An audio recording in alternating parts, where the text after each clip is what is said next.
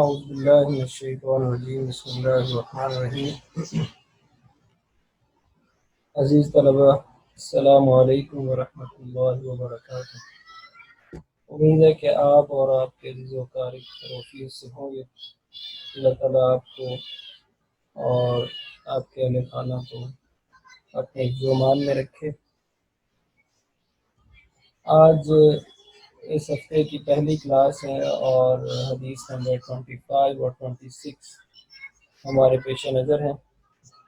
سب سے پہلے حدیث نمبر 25 عن ابی ذر رضی اللہ عنہ ایضا ان اناسا من اصحاب رسول اللہ صلی اللہ علیہ وسلم قالوا للنبی صلی اللہ علیہ وسلم یا رسول اللہ ذهب اہل الدثور بالاجور يصلون كما نصلي ويصومون كما نصوم ويتصدقون بفضول أموالهم قال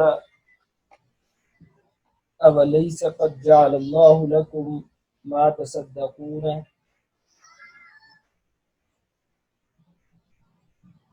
إن بكل تسبيحة صدقة وكل تكبيرة صدقة وكل تحميدة صدقة وكل تهليلة صدقة وأمر بالمعروف صدقة ونهي عن منكر صدقة وفي بضع أحدكم صدقة وفي بضع أحدكم صدقة قالوا يا رسول الله أيأتي أحدنا شهوته ويكون له فيها أجر قال أرأيتم لو وضعها في حرام أكان عليه وزر فكذلك إذا وضعها في الحلال كان له أجر رواہ مسلم۔ حضرت ابو ذر رضی اللہ عنہ reported that some of the companions of the Messenger of Allah sallallahu alayhi wasallam said to him, O Messenger of Allah, the rich have taken away all the rewards. They observe the prayer as we do, and they keep the fasts as we do, and they give sadaqah from their surplus riches. Upon this, the Prophet ﷺ said, has Allah not prescribed for you a course by following which you can also do sadaqah? Verily, in every tasbih, that is saying Subhanallah, there is a sadaqah.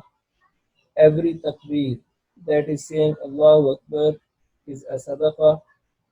Every tahmeed, that is saying Alhamdulillah, is sadaqah. Every tahleel, that is saying La ilaha illallah, is a sadaqah. Enjoining of good is a sadaqah. Forbidding of evil is a sadaqah. And having sexual intercourse with your wife is a sadaqah. The companion said, O Messenger of Allah, is there reward for him who satisfies his sexual passion among us? He sallallahu alaihi wasallam said, tell me, if he were to devote it to something forbidden, would it not be a sin on his part? Similarly, if he were to devote it to something lawful, he should have a reward.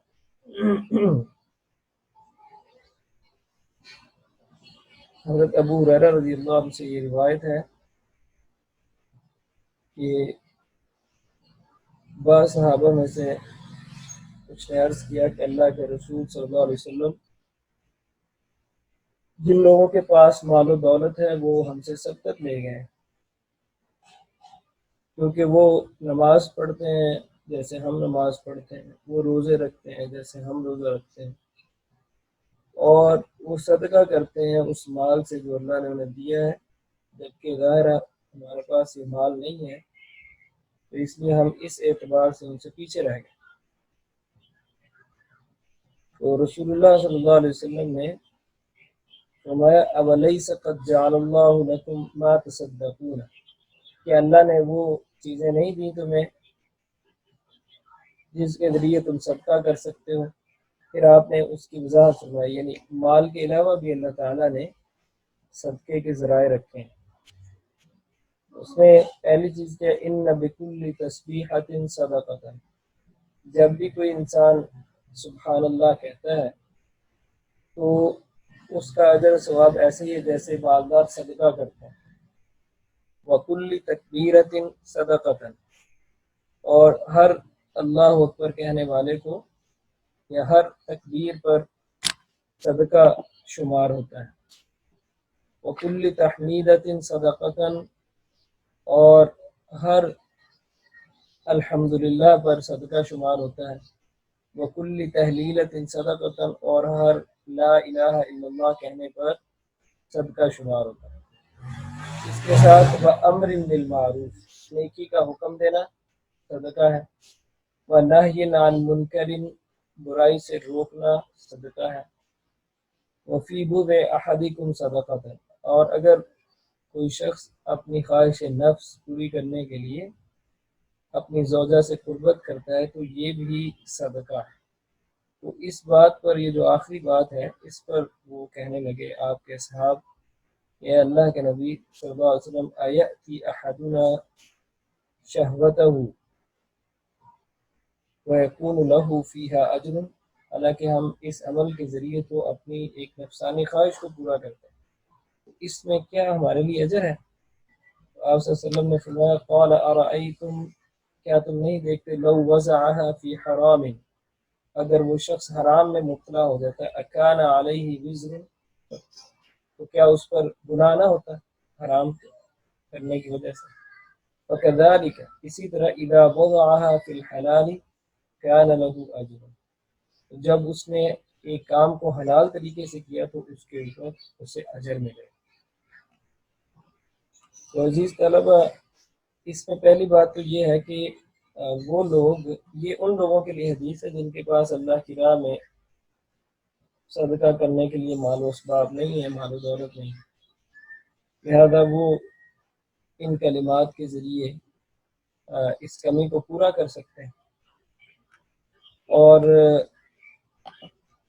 یہاں پر یہ بات ہمیں جو عام طور پر محسوس ہوتی ہے وہ یہ ہے کہ ذہن میں بات آتی ہے کہ تو بہت آسان کر دیا رسول اللہ صلی اللہ علیہ وسلم نے، بالکل آسان کر دیا، لیکن مشاہدہ یہ کہتا ہے کہ وہ لوگ جن کے پاس مال و دولت نہیں ہوتا، وہ اکثر و بیشتر درمیان میں ایکسیپشنل کیسز ہوتے ہیں، ان کی زبان سے کم ہی یہ الفاظ نکلتے ہیں خلوص کے ساتھ، بلکہ زیادہ تر وہ شکوے پر مبنی الفاظ ہی کہتے ہیں۔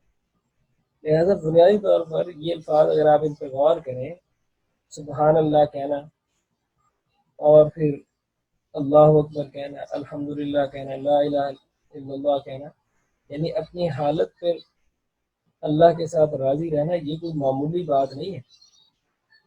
ہم میں سے اکثر لوگ جو ہیں وہ کم ہی ہیں جو اللہ سے خوش ہوتے ہیں، ہماری کوئی نہ کوئی ہوتی ہے، اور وہ لوگ کتنے اچھے ہیں جو ہمیشہ کہتے ہیں کہ اللہ تعالیٰ نے جس حال میں ہمیں رکھا ہے ہم ٹھیک، ہم خوش ہیں، اور وہ اس بات کو سیکھ لیتے ہیں، یہ کوئی آسان نہیں اس کو سیکھا جاتا، یہ سیکھنی چاہیے۔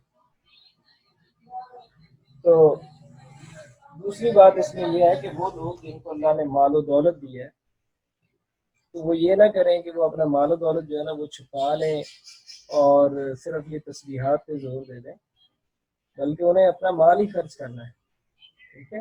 ریفرنس مال کو حاصل ہے کہ مال صدقہ کیا جائے اللہ کے نام، اگر وہ نہ دستیاب ہو تو پھر یہ کلمہ۔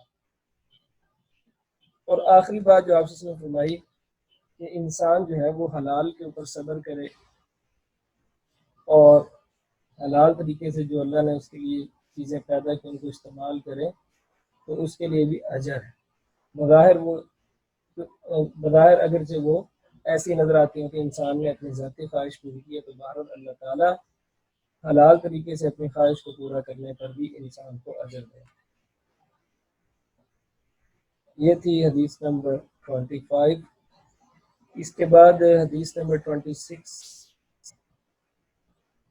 عن ابی ہریرہ رضی اللہ عنہ قال قال رسول اللہ صلی اللہ علیہ وسلم كل سلام من الناس عليه صدقة كل يوم تطلع فيه الشمس كل سلام من الناس عليه صدقة كل يوم تطلع فيه الشمس تعدل بين اثنين صدقة وتعين الرجل في دابته فتحمله عليها أو ترفع له عليها متاعه صدقة والكلمة الطيبة صدقة وبكل خطوة تمشيها إلى الصلاة صدقة وتميت الأذى عن الطريق صدقة.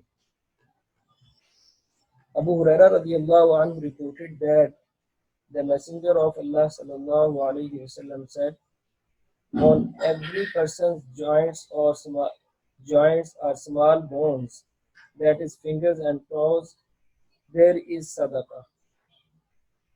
Every day the sun rises. Doing justice between two people is sadaqah. Assisting a man to mount his animal or lifting up his belongings onto it is sadaqah. A good word is sadaqah. Every step you take towards prayer is sadaqah, and removing harmful things from pathways is sadaqah.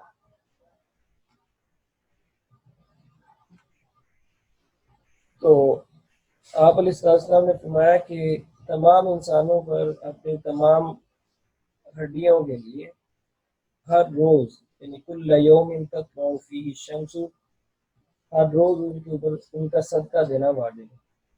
انسان کے جسم کے اندر بے شمار ہڈیاں ہیں. اللہ کے رسول فرما رہے ہیں کہ اللہ کا حق ہے کہ شکریہ کے طور پر ان کا صدقہ دیا جائے. تو آپ نے ساتھ ہی صدقہ دینے کے مختلف طریقے بتا دی. پچھلی حدیث میں ایک طرح سے آپ علیہ السلام نے چیزوں کو بیان فرمایا تھا. اب اسی صدقے کو کی ایکسٹینشن سمجھ لیں، مزید اس کی وضاحت سمجھ لیں. اس میں پہلی چیز جو آپ نے فرمائی تعدل بین اثنین صدقہ، دو لوگوں کے درمیان انصاف کرنا صدقہ ہے. اب آپ دیکھ لیں کہ وہ سارے لوگ جو نظام قضات سے یعنی جوڈیشری سے جڑے ہوئے ہیں اور تحقیق اور تفتیش سے جڑے ہوئے ہیں، وہ اگر اپنا کام دیانتداری سے کریں تو تنخواہ تو انہیں ملے گی، لیکن ان کا وہ کام بھی اللہ کی نظر میں صدقہ بن جائے. اور یہ بہت بڑی بات ہے. آپ کو پتہ ہے کہ دنیا بھر میں پہلے بھی اور آج بھی اور آئندہ بھی سب سے زیادہ ناانصافی اسی نظام عدل و انصاف میں ہوتی ہے، جہاں لوگ اپنے مال اور سماجی حیثیت کی بنیاد پر لوگوں کے حقوق غصب کرتے ہیں، اور وہ لوگ جن کا کام ہوتا ہے کہ لوگوں کو انصاف فراہم کریں وہ ان لوگوں کے زیر اثر آ جاتے ہیں جو مال و دولت اور طاقتور ہوتے ہیں. ایسے موقع پہ انصاف کرنا اللہ کی نظر میں صدقہ ہے.